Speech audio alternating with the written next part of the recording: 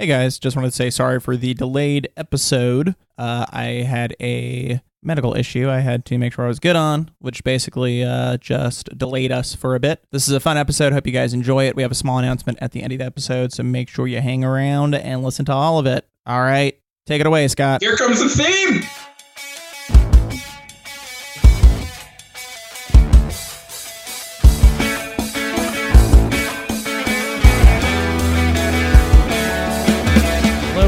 Welcome to the Critical Breakdown, the podcast where we started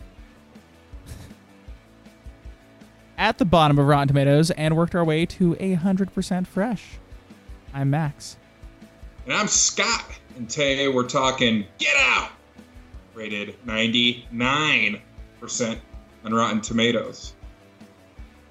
And we're separate for this, Max. Yeah. I don't like it.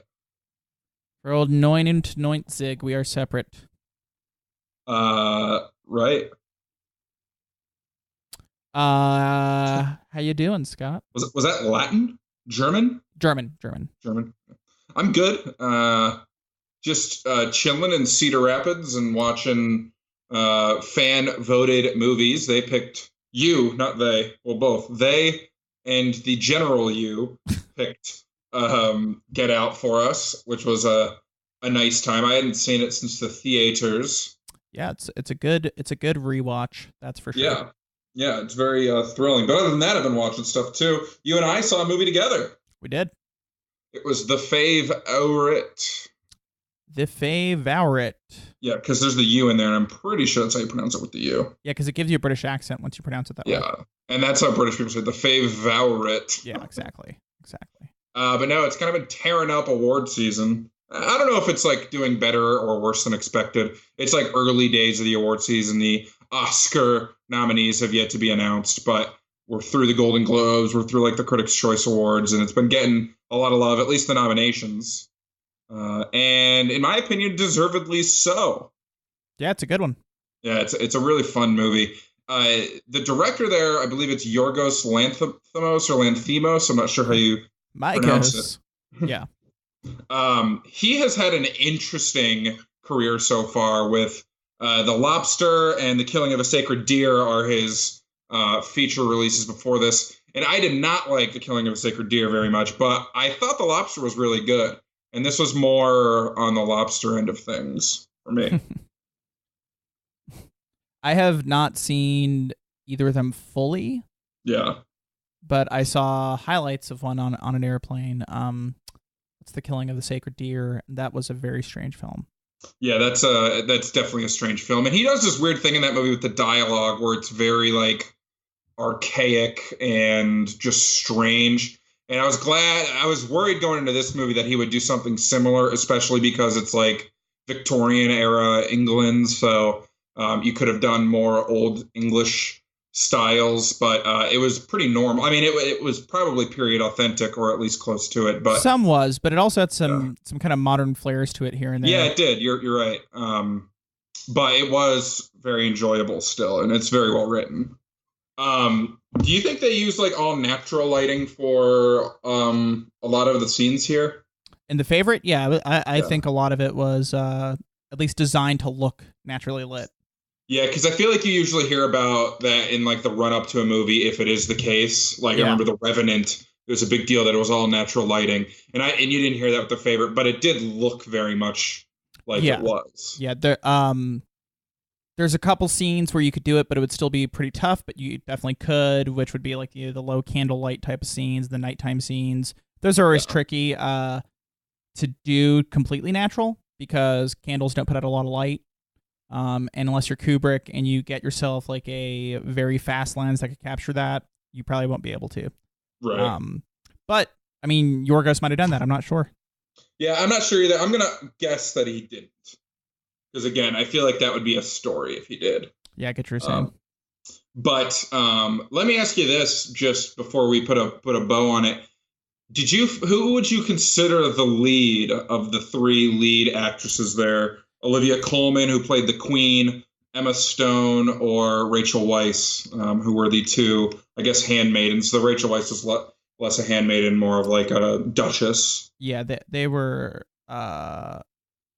I would put those two above her technically.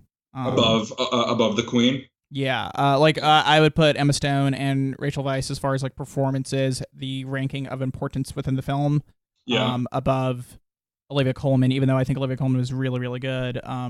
Yeah, for sure. I would see her more, in a supporting type of sense if one of them was considered main, but they're both kind of equal in senses of their importance to the film. Yeah, I was just asking because I was having a discussion the other day with former podcast guest Kara after we saw the film, because she had discussed it with me a bit beforehand. And Olivia Colman, who played the Queen, is up for all the lead awards, and Emma Stone and Rachel Weisz are on the supporting. And I personally agree with that. I think the Queen is like so much the crux of even the relationship and the interactions between the two of them. But it really is like a 3-horse show in this movie. Yeah. No, for sure. Her role is important, but for me, it's just when I think of the movie, I think of like the other two being the actors, the people taking action. Yeah, that's true. So I think of those characters as most important because that's a good way to put it. Yeah, because for protagonists, to me, in my head, they're the ones who take action. And sure, you could argue at some point she does. You could argue that she is the action too. Yeah, like she is what everyone's acting upon in a sense. So yeah. And very undermentioned maybe, but he's barely even like in the marketing or anything. yeah. But Nicholas Hoult plays like, I guess, the leading male of the movie, but the movie's very much so driven by those 3 females. Yeah. And Nicholas Hoult is very good in this. He's very funny. He plays like a very pompous. He's the head of the opposition in Parliament, which Parliament's fucking weird, man. But he's got the powdered wig, the powdered face. He's got like stickers on his face throughout the movie. It's very funny, and his character is conniving and scummy, and it's a very satisfying turn from him. Yeah, he's very memorable in the film. In a film dominated by like really strong performances from ladies, he does manage to hold his own. And he does a good job. I'll remember a lot of his moments in there for a while. So for sure. And there are some really just outlandish and weird scenes, which is kind of like a Yorgos maybe theme or just recurring theme that you see. Yeah. There's the movie basically opens with a duck race, which is pretty awesome.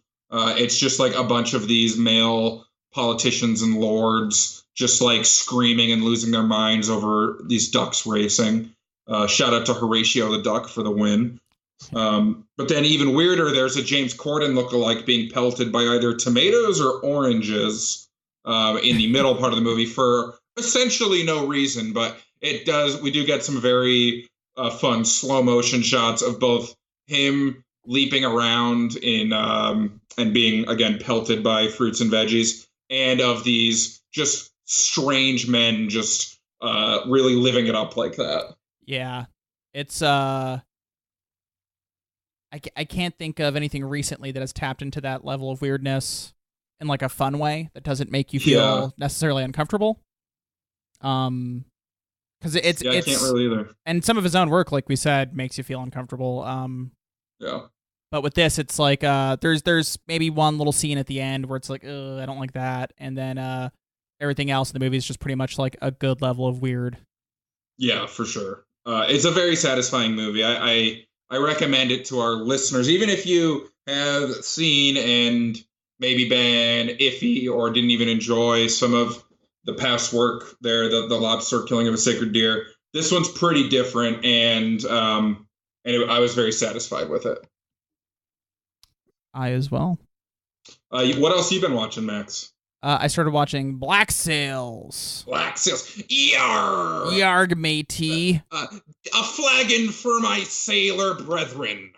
Yeah, that's not too bad, man. Thanks, man. I've been working on it. You could be a pirate yet. Yeah. Well, let's not put the sail before the ship. I lost it there, didn't I? Yeah, you did. You're off the ship, dude. Well, how's Black Sails? It's a show I've always been curious about, and you don't really hear a ton about it. It's pretty good, man. I had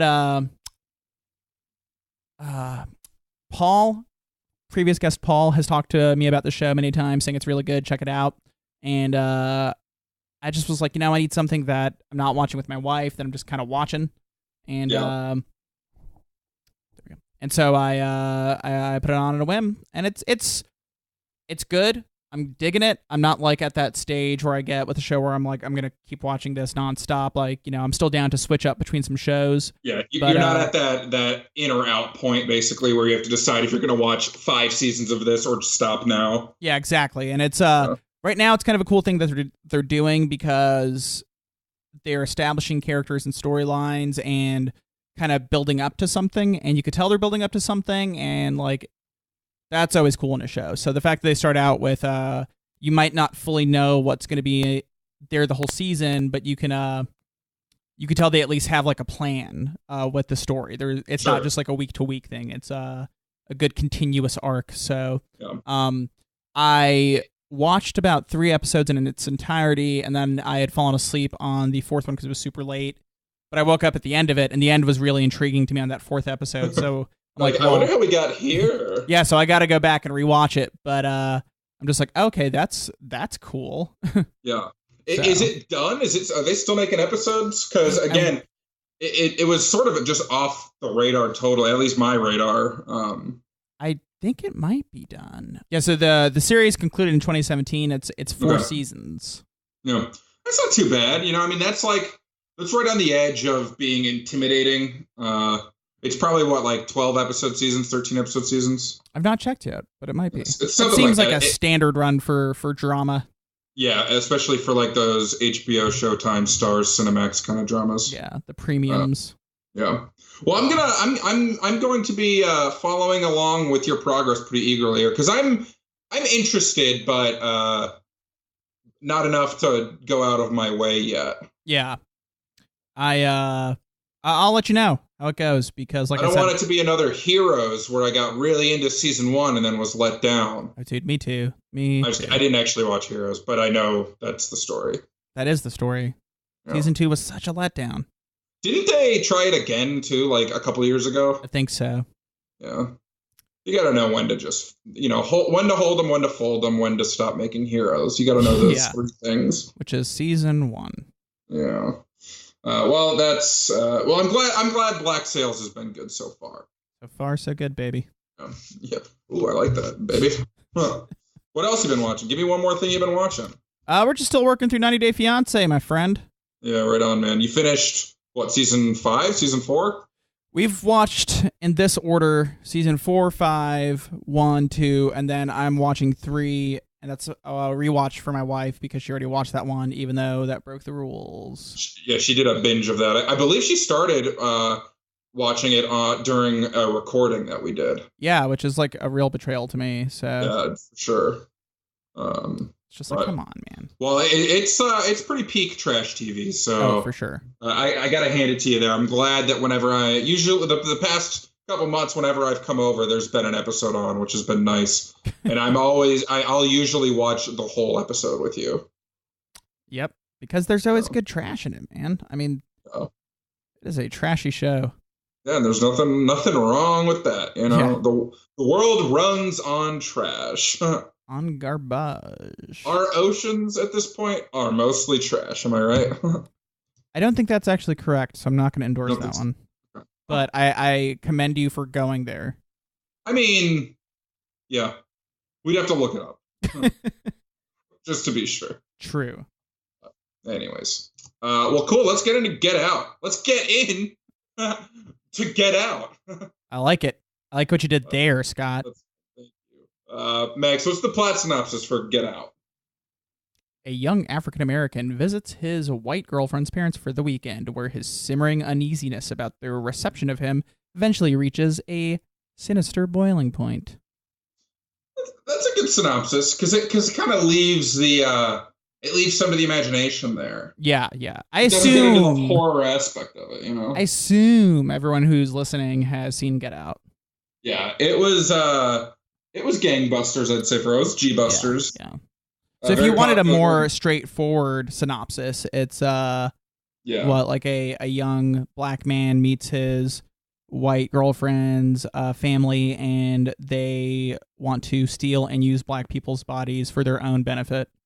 Yeah, maybe you could do it like this. Like a young black male is entrapped by his white lover and her family and brought to a weekend getaway where nothing but trouble ensues. I don't know. I feel like that was stronger at the start than the end. Yeah, you went the other way in the end, which I liked.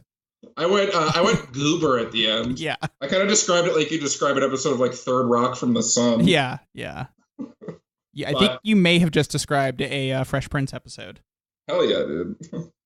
Well, this is noteworthy for being Jordan Peele's debut as like a pretty serious dramatic / horror / sci-fi writer and director, because up until this point he was just the comedian Jordan Peele. Yeah.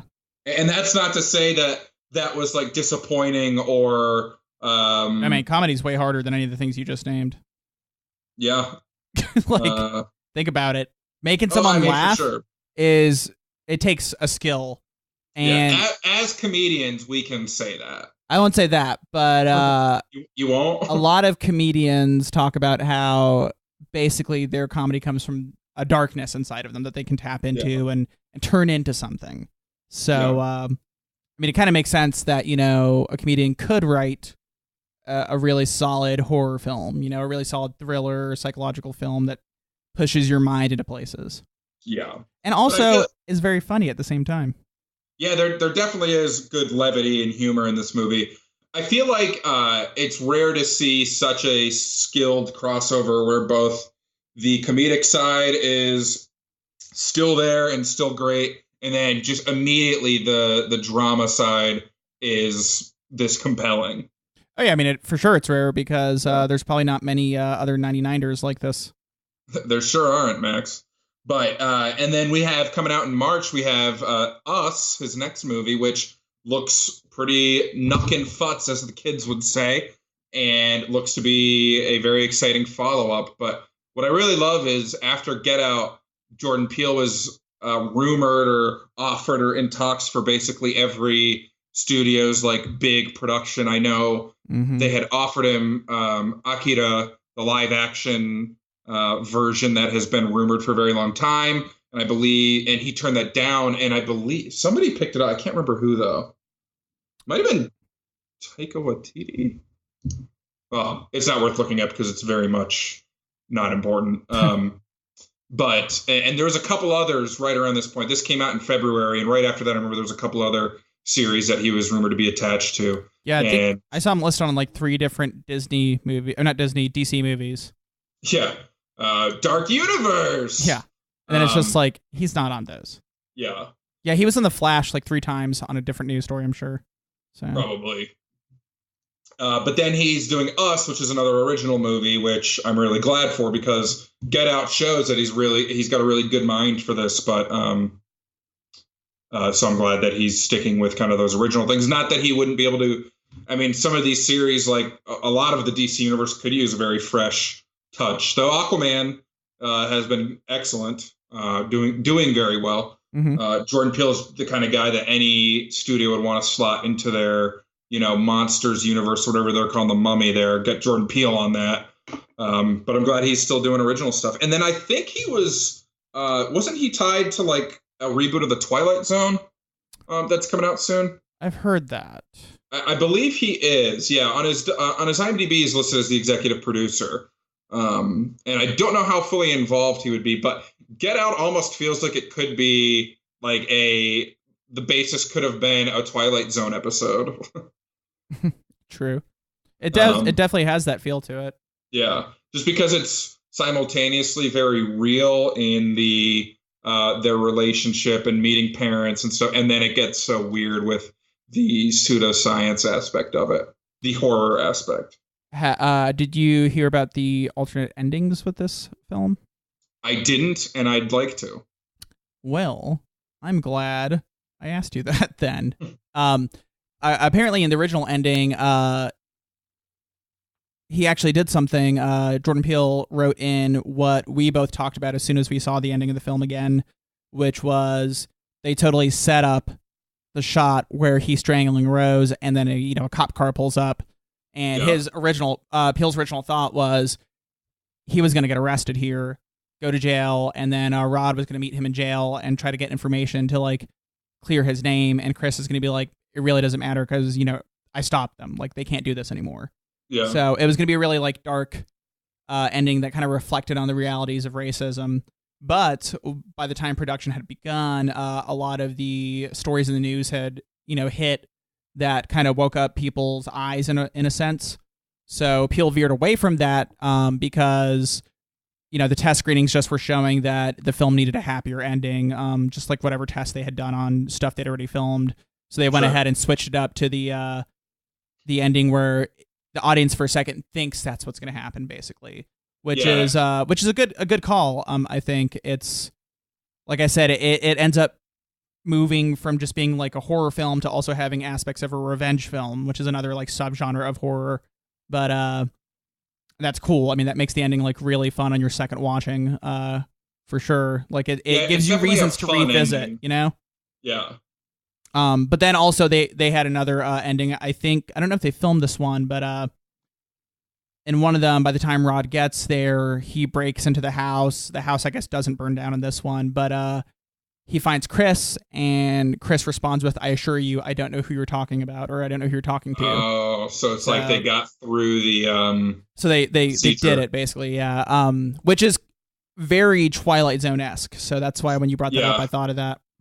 And that's a very different movie too, because if that is the ending you go with, you pretty much can't have, or it would have to at least be the action sequence at the end would have to be very different. Yeah.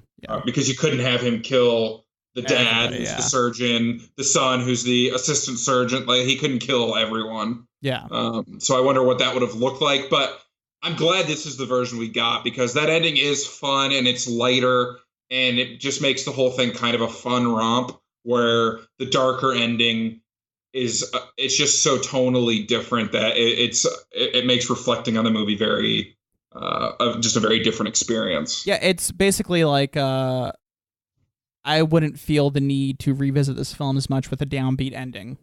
Yeah, or the desire. Yeah. It would be like, that was really good. It, represented a lot, like, authentically, and I'll probably never watch it again. Yeah. So. The ending we do get with Rod saving the day is very satisfying, because from essentially the opening minute, Rod was right about everything he said, but throughout it sounded so ridiculous. Like, he calls like that sex cult right away. And while it isn't exactly a sex cult, the whole idea is using these young black men for their body. Well, not even just men, because they do show successful versions of this procedure on a woman as well. Yeah. But pretty much from the opening minute, the comedic relief was correct throughout, and it's very fun. And then with him showing up at the end, it's just a really good catharsis. It's a really good, like, it lets you breathe at the end after a very tense 45 plus minutes from like the moment he's taken and tied up to the moment that he's outside strangling his girlfriend or ex-girlfriend at that point. I don't know if they officially broke up, man. That's true. Yeah. They could be celebrating an anniversary. Oh, that's dark, Scott. I was just going. You're like, I'm just riffing, man. I'm just riffing. I was just riffing, dude. So Jordan Peele originally got this idea from an old Eddie Murphy stand-up bit. Yeah, I saw that. That's a very roundabout way to get there. Yeah, I get some of what he's saying, because like it probably just put a seed in his head, that he thought about for years. I'm sure, of like what an authentic black experience would be for horror. First of all, because many comedians riff on the whole premise. Like, Eddie Murphy's not the only one who's done that bit. He might have been the first most notable one to do it, but a lot of people have used variations of that, of like, no, I wouldn't be in a ghost house. Like, first of all, that's white people stuff. Like a lot of people do very similar bits. So it's, while, like I said, I love Eddie Murphy, so I'll give him credit there. But oh, by the way, diversion, but Eddie Murphy just announced they're doing Coming for America 2, and he's going to be in it. I saw that. Or, I need Coming for America, Coming to America. Yeah, Coming to America. He's coming for it. Coming for America is a different film that I made. Yeah. Around the election. Wow, Scott. No, like I said, I'm not trying to diminish Eddie Murphy in any single way, but taking an idea like that and kind of making it his own concept is really cool, I think. And originally his idea was to have Eddie Murphy in this film until he realized he was way older than Chris needed to be. So yeah. Wait, I'm sorry. You said his original idea was for Eddie Murphy to be in the film? Yeah. Oh, that's funny. So I guess it's really hard to picture that. But yeah, I mean, we always say when you bring in a different cast member, it makes a different movie. But you know, this for sure, like Daniel Kaluuya, he just is perfect in this film. And oh, sure.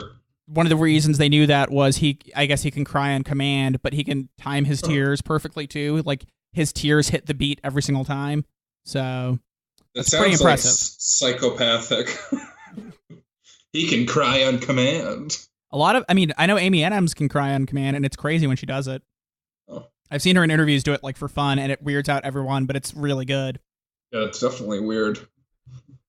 This was really Daniel Kaluuya's breakout role too. Yeah, I was just looking through his his back catalog, I guess his filmography, and he had parts here or there. I think the most recognizable thing before Get Out would be Sicario, which came out the year before Get Out, and he's not a lead actor by any means, but he's good in it. But he's really good. He's a minor character for sure. Yeah, he's very much background or supporting.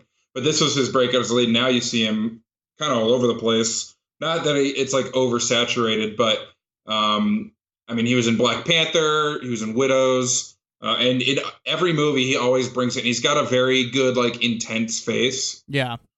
So far for every role I've seen him do, he's been really good.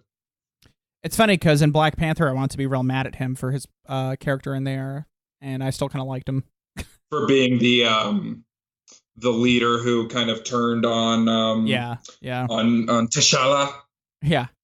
But it still worked. Yeah. No, I mean, and he has the skill to pull it off. Where it was like, I was mad at him in the film because I like him as an actor, but I was mad at his character, which is what's funny. I was like, come on, dude, seriously, he's T'Challa.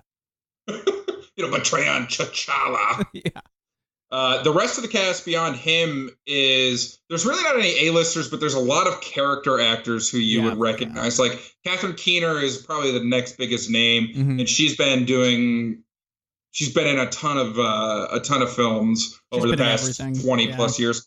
Being John Malkovich is one of my favorites of hers, but Bradley Whitford you pointed out that he's from West Wing, and I think that's probably his biggest calling card. I've just never seen West Wing, so I don't even think about it, but he's been in a lot of movies. And then Caleb Landry Jones is another one who he's been in a ton of really good movies lately in very minor roles. This is probably one of his biggest primary or lead actor roles. Yeah. Not lead, but part of like the main ensemble. The thing I recognized him for the most was X-Men First Class. Yeah, he was Banshee there.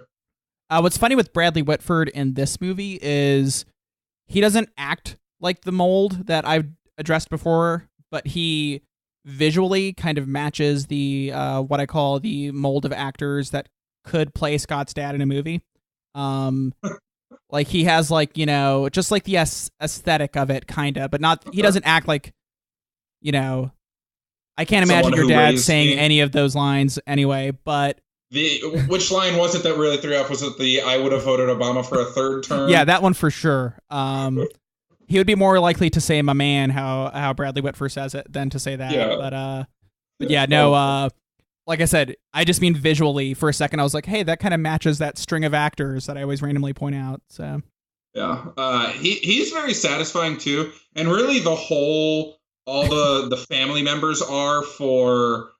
They go from seeming very jovial and like harmless to flip of a switch being nefarious and pure evil. Like some of the characters, like Caleb Landry Jones plays Jeremy Armitage, like the youngest brother, and from the start you can tell something's off with him. And even to an extent, Missy, the wife, the mom, who plays a psychiatrist, you know something's off, but. Something about Dean, the Bradley Whitford's portrayal, it just the flip of the switch from into that pure like madman role was pretty impressive to me. Yeah, it's funny because And this is, I think the genius of the movie is you identify with Chris if you're watching the movie because he's your main character, and they do a good job of making you identify with him. And it's so funny how they can call out like the casual, quote unquote, unintentional like racism that people face. And you know, I'm Latino, so I have like a lighter version of this experience in some ways, but I remember the first time I saw this, I was like dying laughing at things that to me were just like very darkly funny, and I think that's the intended reaction, you know, like with the dad, he almost seems harmlessly goofy, yet kind of like shallowly racist, but not in a way that's dangerous, you know? And it matches exactly what you're saying. Like by the flip of a switch, by the end of it, you're like, this guy needs to die. Sure. Because he's terrible. But at the beginning, he's like, you know, saying all these goofy things, and you know, you're just like, you're rolling your eyes at it. Like I like to experience other people's cultures, and it's like, okay. Like, really, dude. and then when they have the party, which is where all the old white couples come to bid on Chris, everybody says something that you've probably heard or maybe even said before with no bad intentions. But like when you like just when the old guys are talking, they're like, "Are you much of a golfer?" "Tiger's my favorite" to him, and stuff like that. It's just in the setting. It all feels very wrong, but I can't relate to to this in any way, but I'm sure that it's pretty normal now for most minorities to hear little comments like that in a harmless way, but there's still, you know, I mean, they're casual racism. Yeah, and that's the thing is, I mean, there's always a debate over like what counts as harmless, you know, like there's discourse on it from different sides, but basically what it comes down to is this movie does a good job of portraying how like it adds up over time. Like, you know, it's building on Chris the entire time, and then, you know, it reaches like a boiling point when what's the character's name that goes wild on him? Lakeith Stanfield's character? Yeah. Andre Logan King. Yeah. So from when he flashes the camera on him, like that's kind of when Chris has reached his boiling point, and then after that, it's just too much. And they do a good job of how all those, because I mean, if some dude just attacked him and it was weird and none of the other stuff had happened, he wouldn't be shaken enough to be like, this is crazy, you know? I want to get out of here. And he's kind of an open like wound then because of what Missy's done to him with the hypnotism. Yeah. That's a really cool, I mean, Lakeith Stanfield's in this movie for all of a minute total, probably. Yeah. But that scene where Chris is taking the picture of him just to show how crazy he looks, and because him and Rod, he had been talking to Rod earlier about it, they recognized like Andre, I guess, like a friend of a friend kind of thing is kind of how Rod mentioned it. So when he takes that picture and then Andre just goes off and walking up to him and he's get out. Yeah. Just like the emotion in his face there is just insane and incredible. Yeah. Lakeith Stanfield's one of my favorite actors these days. One of my favorite young up and comers. Yeah. He makes a presence in this film. Like, for sure. For having just a small amount of lines, like he's one of the most memorable characters in here. Like no doubt. Yeah.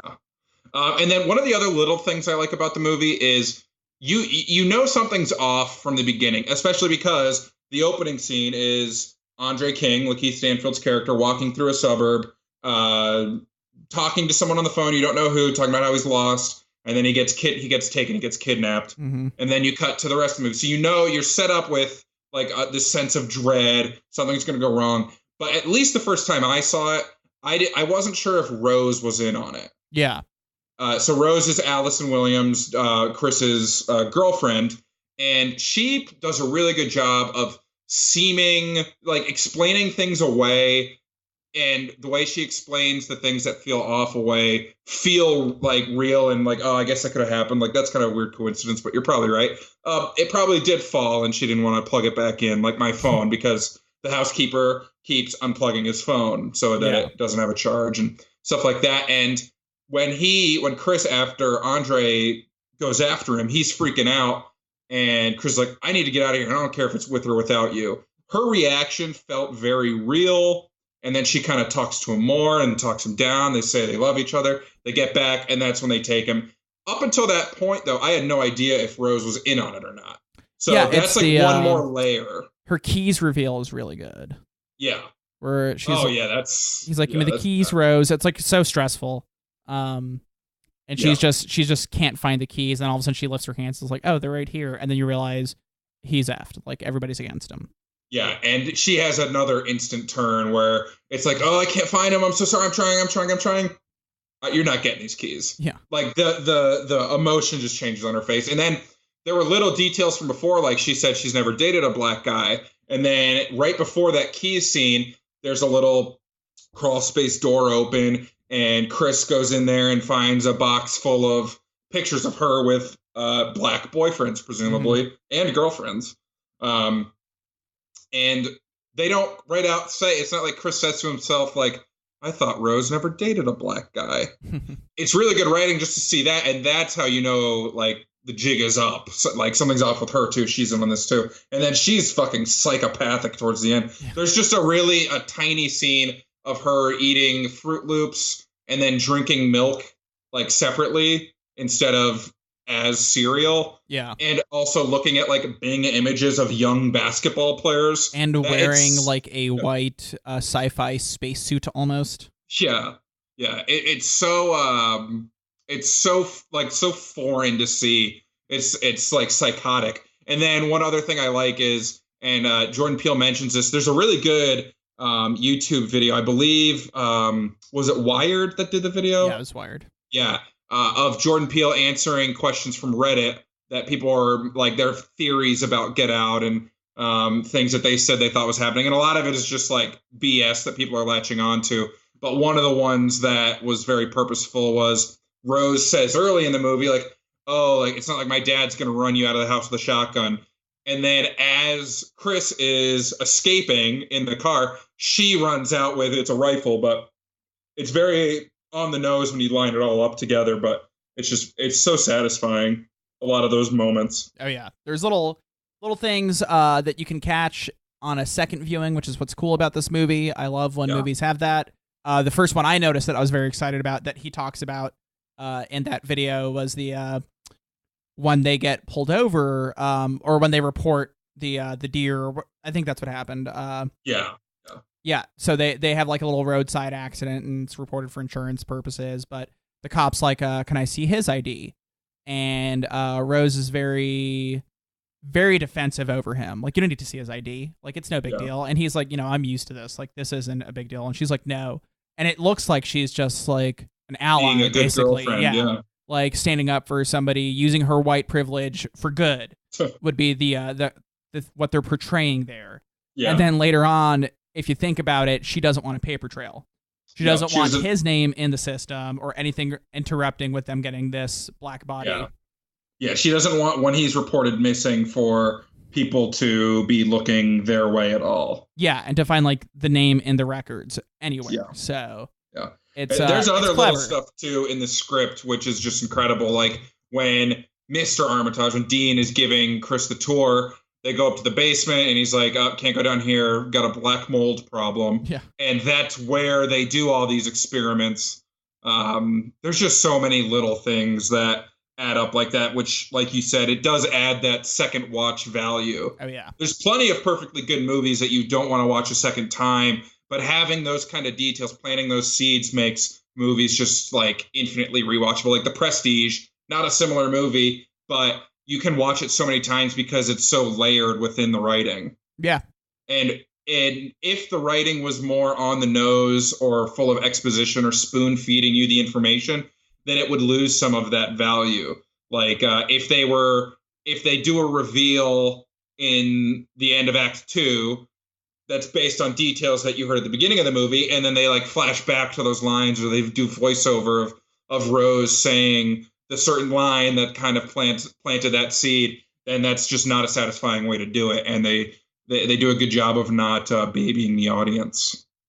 Yeah, and I mean I think that's the biggest sign of like good filmmaking, is when you treat your audience like they're smart because you assume they are. When you don't appeal to the lowest common denominator. Yeah, you just you write something smart and you make it smart by not, like you said, not making it, dumb. Yeah. But You make it smart by not making it dumb. Yeah, I mean that's the thing is like they're not using exposition badly. They use it the right way. They use it good, you know? Yeah, there's no cheap use of it. Yeah. I feel like it's the point I harp the most on. Like, I feel like every movie I've really enjoyed that we've watched down the stretch here is because it's written well and there's not unnecessary dialogue. And it's because those kinds of things take me out of a film. Yeah. And if you look at the first half of our countdown, it's full of shit like that. Yeah. And it makes a worse movie. And it takes a really skilled writer to find the right balance of some of the concepts in this movie are very strange. Like the whole surgery, they never go into the details of the surgery, which essentially involves like removing the brain and putting it into someone else. They just tell you the things that you need to know. Everything else can be left to the imagination because it's not important. They don't need to get stuck on extraneous details. They just tell you basically why the surgery is so bad. I mean, it's awful in any sense, but basically how Chris would become the vessel and he'd still feel everything and he'd still be alive and present there, but he'd have no control over his body and the things he says and things like that. And so that's why it's so torturous. Yeah. And I want to just kind of expand on what you said there, because what they do say, they end up saying, we leave the brain matter around the stem. They say something like that. Yeah. And we everything else is gone, and we put their brain in there, and it's like enough of a quote unquote scientific explanation where you're like, that makes sense, because we all remember from high school that the brainstem does something. So it's like oblongata. Yeah, we all know it. It's enough of the common knowledge there that nobody's like, well, that doesn't really check out with my science class. Instead, you're like, okay, yeah, he's not going to understand what brain surgery is anyway, so why? Why would you even bother explaining it? They're having one, because the guy who says it, I think, might be the photographer who says it to the other, the old man who's trying to get him, Stephen Root. Jim Hudson. So, like, he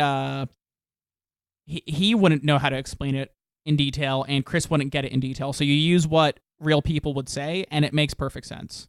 Yeah. That actually reminds me, at the end, they don't show Jim, Stephen Root's character, like, getting killed.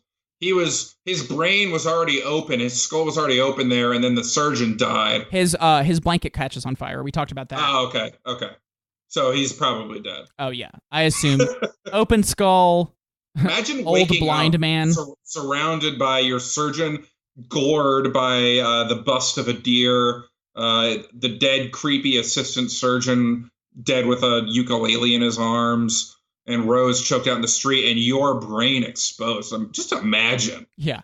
I assume the smoke would have just killed them, but... Yeah, okay. You never know. Yeah, but just imagine is what I'm saying. Oh, yeah. No, that'd be weird, man. I'll give you that. You know what is weird? What? People make shitty movies, and they spend a lot of money on them. That is weird. This movie made a lot of money, and it cost next to nothing. $4.5 million on that production budget. And they had budget cuts, man. They had budget cuts? It's crazy. That is cool. Well, it made $176 million domestic. Dang, dude. Yeah. That's good stuff. I wonder what the budget is on Us. I'm gonna see if it's printed yet. To see, I'm curious if he's gotten it, or like if the Jordan Peele name has gotten it much more of a budget, if it would even need one. It's not listed.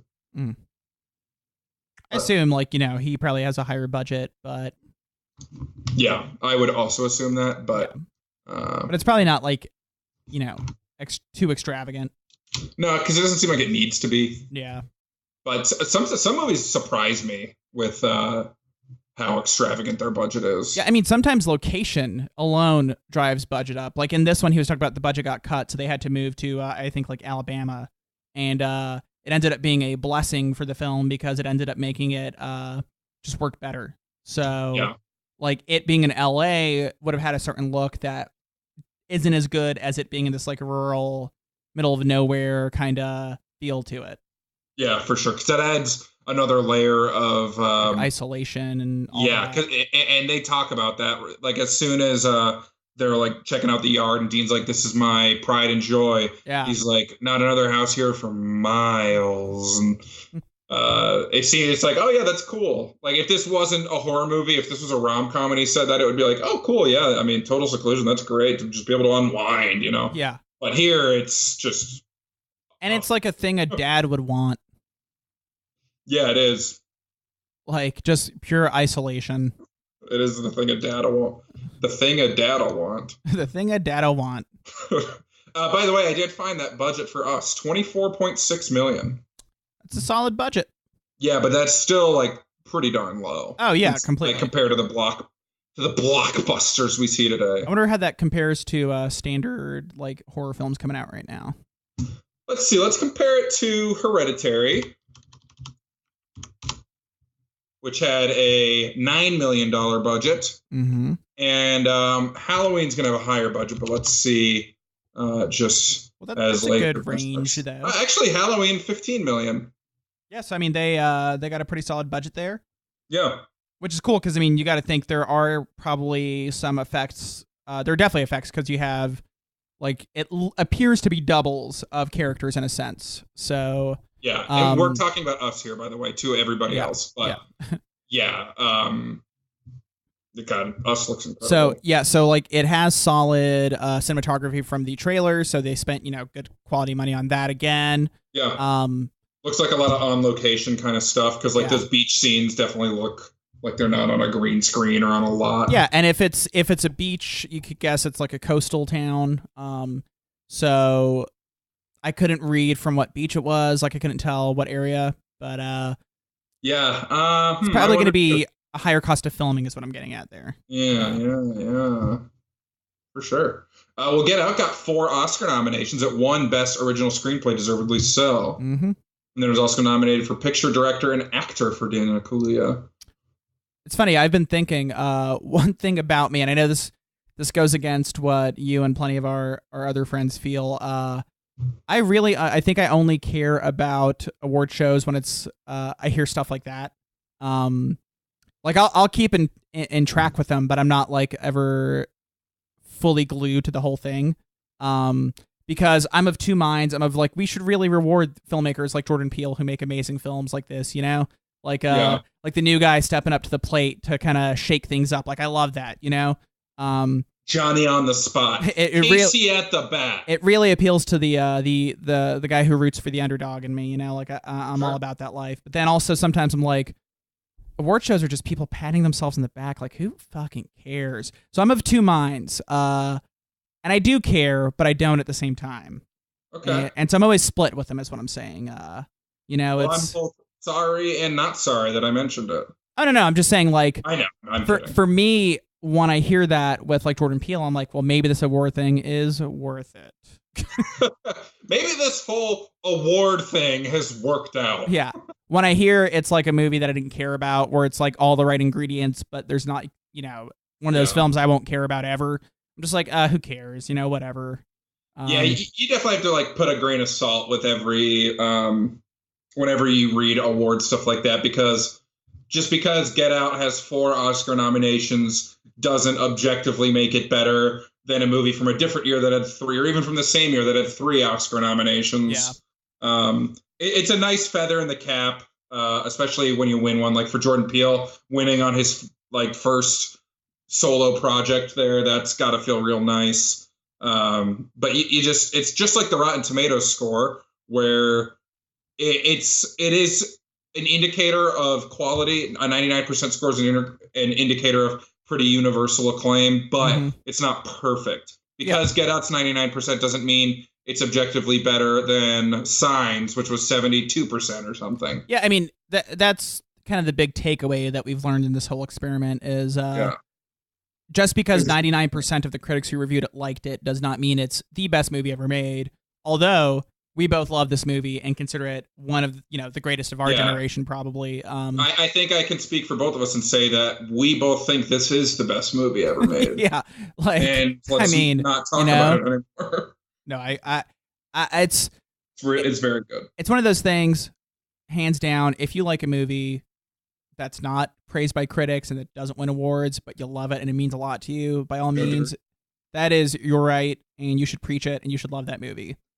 And if a movie you like gets praised by everyone, is beloved, and wins tons of awards, like, awesome, that's great. Yeah, that means you were right. Yeah, and everyone else who mocked you was wrong. Or idiots. Yeah, it's like you're your own best critic, but any other critic or Rotten Tomatoes or award show that you read can maybe help you find the movies for you to judge yourself. But at the end of the day, there's not a critic who's going to agree with you 100% other than yourself. So just watch movies and stuff, Yeah, and with critics, it's funny, man. There's this decent YouTube video where I think it's by Patrick H. Willems, where he talks about that when people are always like, "Oh, it's the critics. Screw the critics. They don't know anything." Like, just because now we have this like kind of instant blog culture and stuff like that, and instant like social media culture. The idea of like what film criticism is has changed in a kind of sense where people aren't like reading the full articles; they're just reading headlines and getting angry at critics over things. While, like an actual film critic, somebody who practices that skill of like watching a movie, kind of discussing the historicity of like what goes in that film, what made it good objectively and subjectively. Like it's not just, I like this movie because cool people made it, you guys suck. There's this like preconceived notion of what a film critic does, which kind of isn't what the authentic film criticism is. And when you see a movie like this, it's like everyone agrees this movie is great. People who just like what would be called shitty movies probably love this movie too. People who love, what would we call pretentious movies like this movie too. It's pretty universal because it's really well made. And I think you're, if you find the in-depth, like actual, I hate using the word actual, but like, if you find a film critic who's worth their salt when they talk about this, they'll bring up a lot of subjects that honestly we've touched on today. But that there's just like, there's more to it than being like, this movie is cool, I liked how it looked, I mean, that's great and all. If you love how a movie looked and it's cool, yeah, man, that's great. Like, awesome. That's a great movie. But when you discuss it in depth, it's like a little bit different, So this is one of those movies that can provoke that kind of conversation in people. I think it's a mix of, you said it's like the blog culture, and it's a mix of like the social media and blog culture. And then I think Rotten Tomatoes is like, some people will say Rotten Tomatoes has like killed the film industry to an extent, or it's changed it so much. And I think you just have to be able to read a Rotten Tomatoes score and know what it means. Exactly. But at the same time now, when people write reviews, I feel like there's a pressure to give it a certain score, a rotten or a fresh score. Yeah. And it kind of changes the way a review is written now to either a numeric or letter grade value. And it removes, like, if you read a Roger Ebert review, like, a lot of those are just legitimate pieces of really good, like, editorial journalism. Exactly. And that's not like that anymore. That's what we're missing. I mean, there's still some big names out there that do it. And, sure. And you can find a lot of them out there on Twitter too. You can find them writing for big sites, so they're in that same circuit. But it's just, there's nuance that you don't get if you just think of it at the surface level. If you think of the binary score that is on Rotten Tomatoes as your one end all be all, you're gonna miss out basically, and you're gonna probably miss a lot of movies. Like I remember when Hereditary came out. I wasn't the biggest fan of that movie, although I appreciate a lot about it. And I had put up a post about that on Facebook, and I had like 50 people comment like, "Oh man, I was really excited to see that. I guess I won't." And I was like, "What the fuck's your problem? Go see that movie. Like, don't listen to me." Opinion. Yeah. Like I made I made a joke about it too. It wasn't even like I said it was a terrible movie. I don't remember what the joke was. It was like a kind of funny joke, but it just really pissed me off because it shows completely like what you said. People are looking at a Rotten Tomatoes score instead of looking at, reviews, reading the reviews, understanding what they mean, and then looking at the film. I don't know. I think it's fun sometimes to watch a movie that you might hate. Sometimes. I mean, even if it's a good movie that you might hate, like you learn from it. You understand more about why you hate it when you see a movie you hate, basically.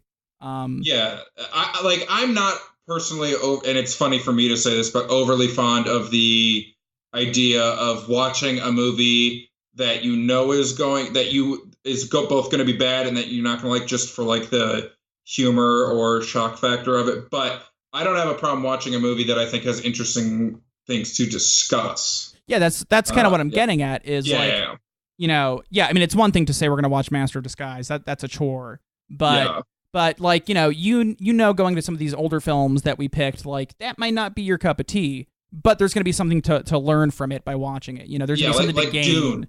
So. Dune is a movie that is flawed and is, in the whole, I don't think it's very good, but there are interesting things to discuss in it, and it's not just pugs. No. Although that's at the top of the list, it's not just It's pretty close to the top of the list for sure. I found your Facebook post where you said, on June 7th, 2018, you said Hereditary, more like Regretitary. Yeah, see? There you go. It's a joke.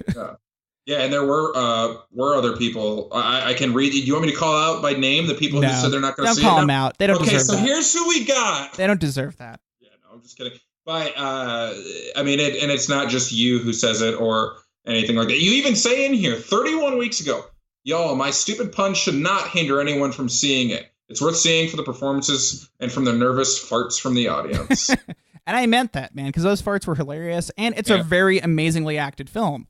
And that's the thing, is like I can recognize that in a movie that I'm not fond of because I went and watched it. Boom. And I can discuss it. You know, that's what I'm getting at, basically. Like, if we all just look at these scores, even if it's 99%, you know, and you're like, I don't want to see that because 99% of critics liked it, I'm not going to like that movie. Like, that's not cool. I don't think anyone's doing that on this one. I think this is, like I said, universally kind of... Yeah, this is just a pretty good movie. Yeah, like, universally people will enjoy this film if they see it. And I think, like, it looks cool enough where no one's going to back away from it. But just in general, you know, like, we shouldn't just stop because of a score. Yeah.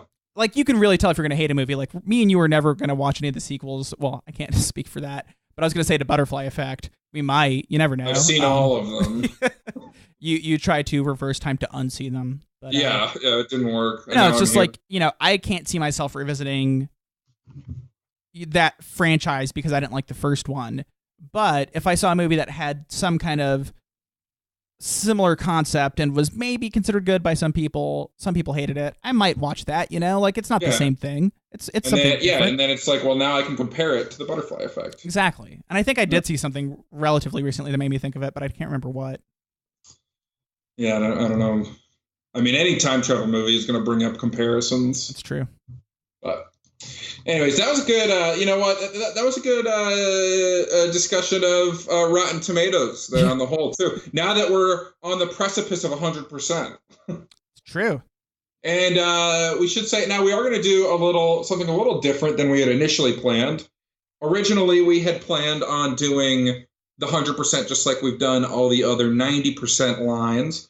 But we were thinking about it, and that kind of feels wrong because 100% is the kind of that pinnacle, the peak of this list. The perfect film.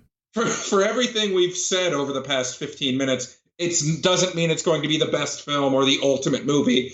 But for our countdown, it feels more poetic for one film to be our 100%. So what we're going to do next week is we are going to talk about a good handful of the 100% movies, and we're going to have some guests weigh in on what they think we should watch, and then that is how we will choose what to watch for our 100% episode in, I guess, a couple weeks. So there won't be another 100% poll, and then Max and I had both, we had made our picks for 100%. I had picked The Terminator. Max had picked Seven Samurai. Those are still in the running, but we're going to have some guests come on and help us pick and discuss a few of these movies at large and then really dive in. Yes, we are. Yeah. But that's next week. And this week, we need to tell the good people where to find us. You can find us hanging out with our local TSA agents. For sure. You know, protecting and serving. Or you can find us at thecriticalbreakdown.com. You can find me trying to take photos of creepy people at Milady's house. Or you can find me at Max Rivera Film on Twitter. You can find me lost in a rich suburb. Or you can find me at breakdown_Scott on Instagram and Twitter. Or you can find me at Stenin2 at Letterboxd. And make sure you keep your eyes peeled on the Critical Breakdown's website and Facebook page, because the winners of this third annual Scoots Academy Awards will be posted later this week. You saw my noms last week. check out the winners coming soon, and we'll post them there. See, and that's one man's opinion, and I cherish that more than a bunch of Hollywood fat cats patting themselves on the back. I appreciate that, but I actually do identify as a Hollywood fat cat. It's on his license, folks. So I both appreciate that and I resent that. Nice. Our music is done by Jason Brown. And Josh Rare did our artwork. And Walter's the podcast dog. And Mickey would like to run for podcast dog for the 100%er. Well, it's a tough competition, man. Yeah, I don't think he's got the gumption for the role. How about this? Tell him he gets 101. Yeah, Mickey, you got 101. We're the podcast boys. And we're out of here. Ooh, get out!